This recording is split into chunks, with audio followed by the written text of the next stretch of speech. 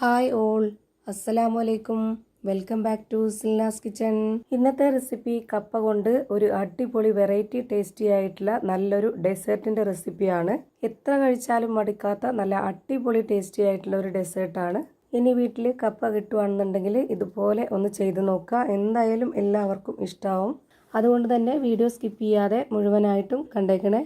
റെസിപ്പിയിലോട്ട് കിടക്കുന്നതിന് മുമ്പായി Silna's kitchen channel ആദ്യമായിട്ട് കാണുന്നവരാണെങ്കിൽ പ്ലീസ് ഒന്ന് സബ്സ്ക്രൈബ് ചെയ്തേക്കണേ. ഒപ്പം തന്നെ ഈ വീഡിയോസ് നിങ്ങൾക്ക് ഇഷ്ടപ്പെടുകയാണെങ്കിൽ ഒരു ലൈക്ക് ചെയ്ത് ഷെയർ ചെയ്ത് സപ്പോർട്ട് ചെയ്യാനും മറക്കരുത്. ഇനി നമുക്ക് ഇതെങ്ങനെയാണ് തയ്യാറാക്കുന്നതെന്ന് നോക്കാം.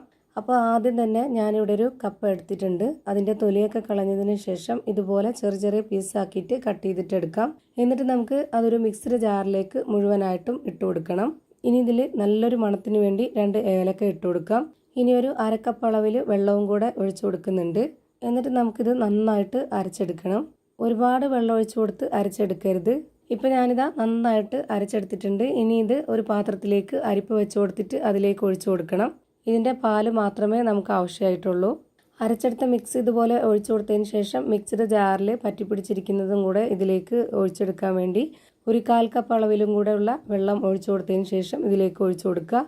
1/4 കപ്പ് അരക്കപ്പ് എന്നൊക്കെ പറയുന്നത് മെഷർമെൻറ്റ് കപ്പിൻ്റെ അതേ ഒരു അളവ് അനുസരിച്ചാണ് ഞാനിവിടെ പറയുന്നത്. ഇപ്പോൾ ദാ അരച്ചെടുത്തിട്ടുള്ള ആ ഒരു മിക്സ് എങ്ങനെയുണ്ട് എന്നുള്ളത് ഞാനിതുപോലൊരു കയ്യിലുകൊണ്ട് കോരി കാണിച്ചു തരാം.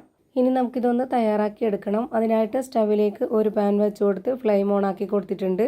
ഇനി ഇതിലേക്ക് 1 കവറ് പാൽ ഒഴിച്ചു കൊടുക്കാം. ഒട്ടും തന്നെ വെള്ളം ചേർത്ത് കൊടുക്കരുത്. നല്ല കട്ടിയായിട്ടുള്ള പാലാണെന്നുണ്ടെങ്കിൽ മാത്രമേ നമ്മൾ ഉദ്ദേശിച്ച ആ ഒരു ടേസ്റ്റിലും പരുവത്തിലൊക്കെ കിട്ടുള്ളൂ.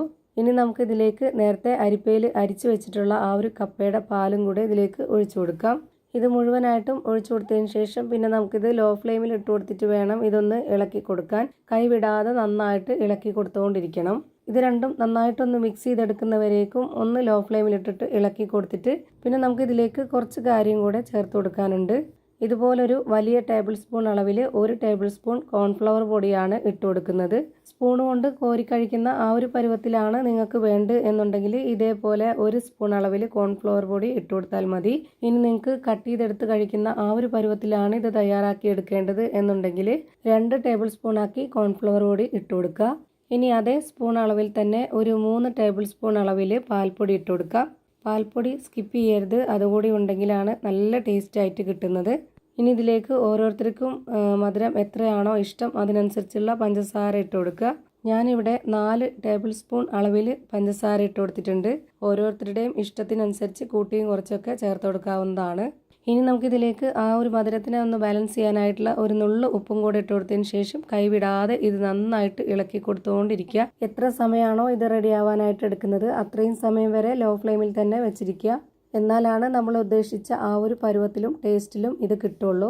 ഇത് നന്നായിട്ട് കുറുകി വരുന്നവരേക്കും നമ്മൾ ഇതുപോലെ ഇളക്കി കൊടുത്തുകൊണ്ടിരിക്കണം. ഫ്ലെയിം കൂട്ടി വെച്ചിട്ട് ഇളക്കി കൊടുക്കാൻ നിന്നാൽ ആകെ നല്ലപോലെ കട്ടയായിട്ട് പോവും. അപ്പോൾ അങ്ങനെ വരാതിരിക്കാൻ വേണ്ടിയിട്ട് നമ്മൾ കറക്റ്റ് പരുവത്തിന് കിട്ടാൻ വേണ്ടി ഇതുപോലെ ലോ ഫ്ലെയിമിൽ ഇട്ട് കൊടുത്ത് തന്നെ ഇളക്കി കൊടുത്തുകൊണ്ടിരിക്കണം.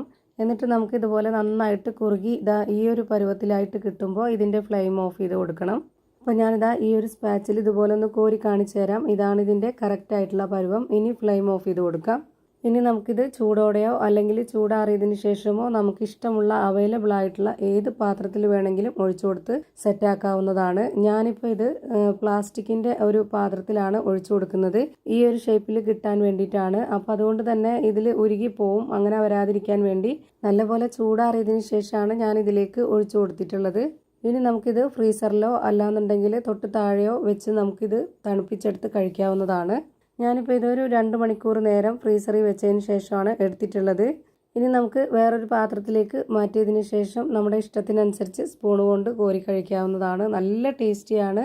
വായിലിട്ടാൽ അലിഞ്ഞു പോകും എന്നൊക്കെ പറയുന്ന പോലത്തെ നല്ല ടേസ്റ്റി ആയിട്ടുള്ള നല്ല സോഫ്റ്റ് ആയിട്ടുള്ള അടിപൊളി ഡിസേർട്ടാണ്. ഈ ഒരു രീതിയിൽ നിങ്ങളും ചെയ്ത് നോക്കുക. എന്തായാലും നിങ്ങൾക്ക് എല്ലാവർക്കും ഇഷ്ടമാവും. അപ്പോൾ ഇത്രയേ ഉള്ളൂ ഇന്നത്തെ വീഡിയോ ഇഷ്ടമായാൽ ലൈക്ക് ചെയ്യാനും കമൻറ്റ് ചെയ്യാനും ഷെയർ ചെയ്യാനും മറക്കരുത്. അതുപോലെ തന്നെ ഞാനിടുന്ന പുതിയ വീഡിയോസ് നോട്ടിഫിക്കേഷനായിട്ട് കിട്ടുന്നതിന് വേണ്ടി സബ്സ്ക്രൈബ് ചെയ്ത് ബെല്ലൈക്കൺ അമർത്തി അതിൽ ഓൾ എന്ന ഓപ്ഷൻ എനേബിൾ ചെയ്ത് കൊടുക്കാനും മറക്കരുത്. പുതിയൊരു വീഡിയോയുമായി വീണ്ടും വരും. Thank you for watching.